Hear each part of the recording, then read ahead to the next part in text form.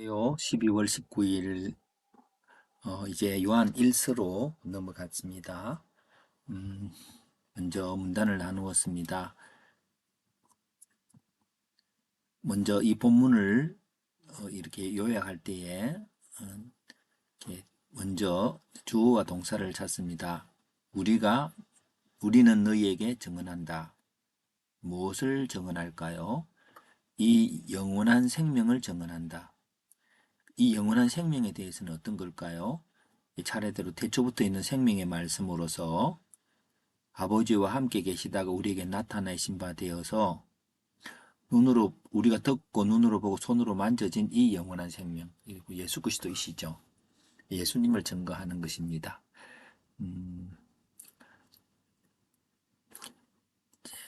여기 주제가 태초라고 하는 것과 있고 생명이라는 것과 있고 말씀이라는 게 있고 육체라고 하는 게 있고 눈으로 보고 경험하는 육체의 만남,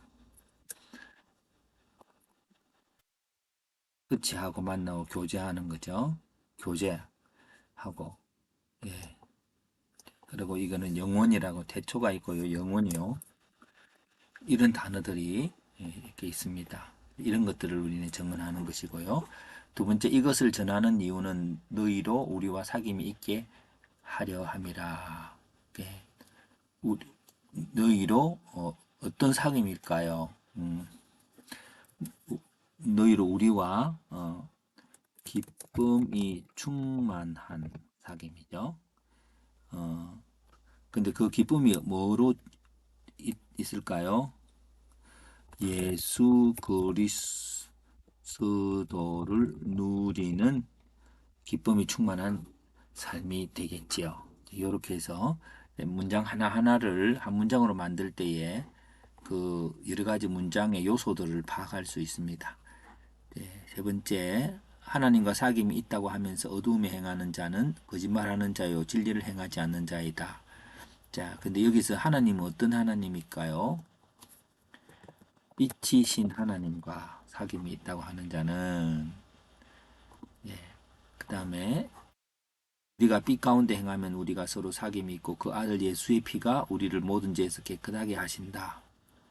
예, 자, 빛이라고 하는 것이라 있으면은 이렇게 빛의 전제 조건이 그 어두움에 행하지 않는 거죠. 물론 맞췄습니다만은 근데 그 그것이 지금 이제 우리가 사귐이 있게 된 전제 조건이 이제 그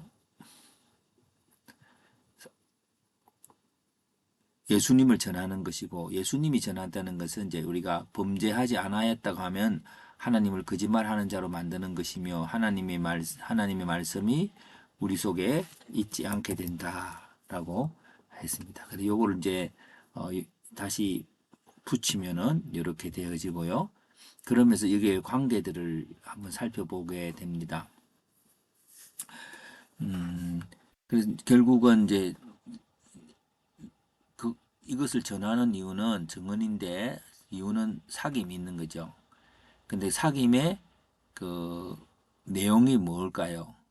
어, 사귀려고 하는데 못 사귀는 사람이 있습니다. 사귐의 전제 조건이 이제 이게 나오겠죠. 예. 어둠 가운데 있는 가세요. 어둠 있는 자. 어둠 가운데 있는 자가 뭘까요? 예. 근데 빛 가운데 있다는 것은요. 있는 자. 있는 자는요. 어, 결국은 어두운 가운데 있고 어두운 가운데 있는 빛 가운데 있는 자는 이렇게 하나님의 말씀 아는 자죠. 그래서 어, 사귐의 전제 조건은 요거 어두움 가운데 뺄게요. 빛 가운데 있는 자, 우리의 범죄를 아는 자, 나의 범죄를 아는 자가 되는 거죠. 그러면 사귐의 결과가요. 사귐의 결과가 우리 사귐의 결과는 앞부분은 우리의 기쁨 있음이라고 했습니다. 이게 여기에는 안 나타났습니다만 앞부분에 여기에 그 어떤 만남이 있을까요? 어떤 만남이 있을까요? 할 때에 그리스도를 누리는 기쁨이죠. 그래서 그리스도를 누리는 기쁨,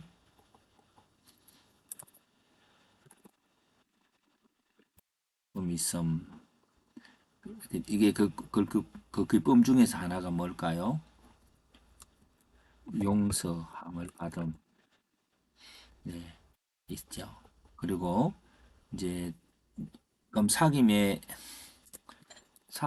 내용은 뭘까요?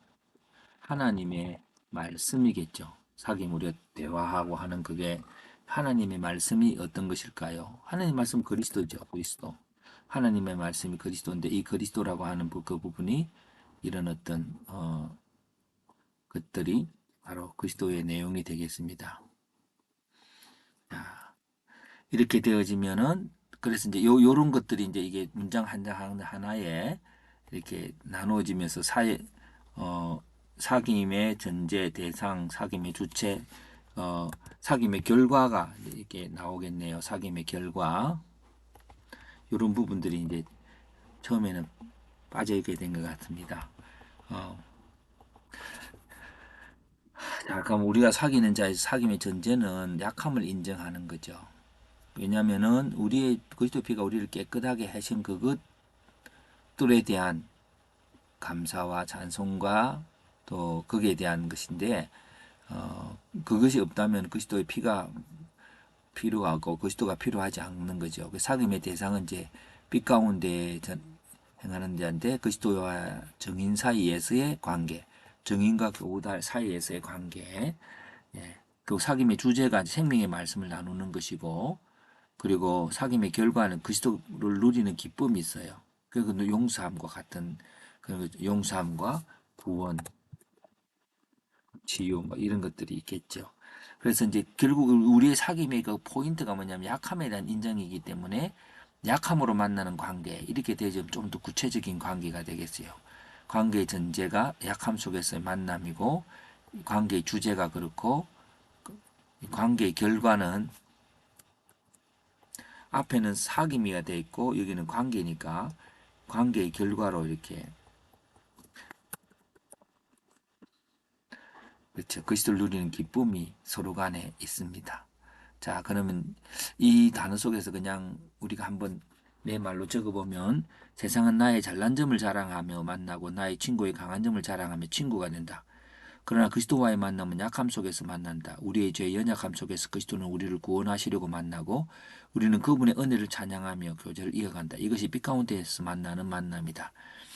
우리도 친구가 잘났으면은 자랑스럽죠. 그것을 뭐 거부하라는 건 아니고 문제는 상대방의 약함이 있을 때, 죄가 있을 때 우리는 단절하고 또 멸시하고 저주하고 이런 것들이 아니라는 겁니다.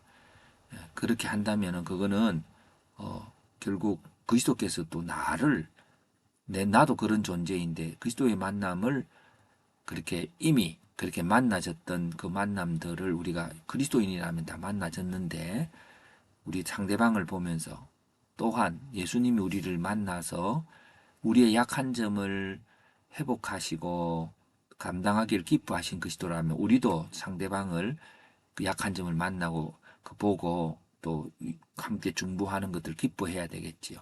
이것이 그리스도의 기쁨이 되어야 되는 겁니다. 근데 이 기쁨이 아니고 상대방의 연약함들이 마음이 찌푸려지고 부담스러워지고 하는 것이 있다면 사실은 말씀으로 만나는 게 아니고 또 어두운 가운데 있는 거죠. 결국 예수 그리스도가 없는 만남을 하는 것입니다. 그 전제가 첫 번째 약함 속에서 만나지는 그 만남이라고 하는 것들을 좀 더 이렇게 한번 포인트를 잡아 보았습니다. 오늘 우리들에게는 정말 약한 친구들 많습니다. 부족한 친구들 많고 마음에 부담을 주는 친구들 많은데 그분들에 대해서 그 만남을 기뻐하는 자가 진정으로 지금 그리스도의 빛 앞에서 살아가는 자요. 진정한 기쁨을 누리는 자라고 봅니다. 우리 그렇다면 언제나 우리가 슬퍼할 이유가 없겠지요. 세상에 너무 약한 사람들이 많으니까 여러분의 만남이 슬픔이 아니라 기쁨이 되기를 바랍니다.